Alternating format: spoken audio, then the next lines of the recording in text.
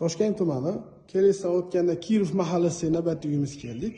Bu uyimizda 192 sotuv 7 ta xona, 3 ta sanuzor. Ko'rayotgan bo'lsangiz, bu yerda mana joylarni zona qilingan. Bu yerda mana yozgi oshxona. Bu yerda bizda hojatxona. Bu yerda ko'rayotgan bo'lsangiz, mana bemalol 2 ta mashina sig'adi. Darvoza avtomat ochilib yopiladigan. Bu uyimiz mana ko'rinishi. Bu uyimizni ko'ringlar, yaxshi zo'r sifat qilgan, yaxshi narsalar ishlatilgan.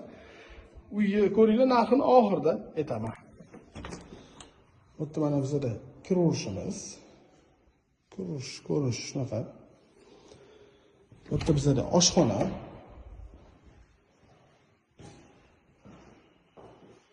Ko'rayotgan bo'lsangiz, oshxonamiz ham chiroyli qilingan.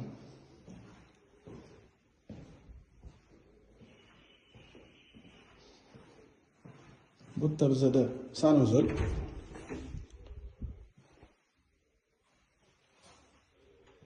Ahamiyat berayotgan bo'lsangiz, bu yerda eshigiga Rasulov eshigi ishlatilgan va включательlari Panasonic включатель ishlatilgan. Yaxshi sifat narsalar ishlatilgan. Shunga ahamiyat beringlar. Bu yerda bizda bitta xona.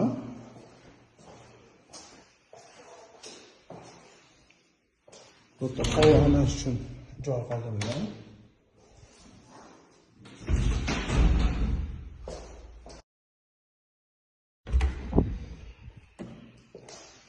Bu yerda xohlasangiz zal hisobida qo'yishingiz ham mumkin.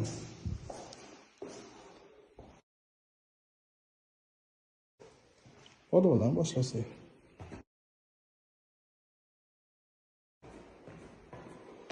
Bizda mana podvalning ko'rinishi. Podvalimiz ham kattagina. Divanlar qo'yib, televizorlar qo'yib, kinoteatrning zal qilsa bo'ladi yoki mana jaylar bilan o'tiradigan joy qilsa bo'ladi. Bu yerda bizda ham bitta xonamiz.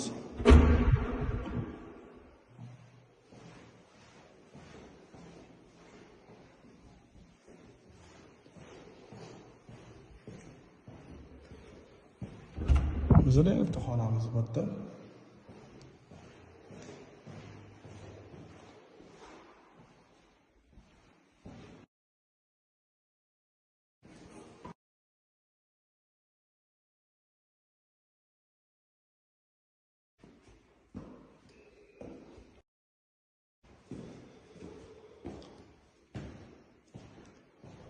Bu yerda mana bizda hol.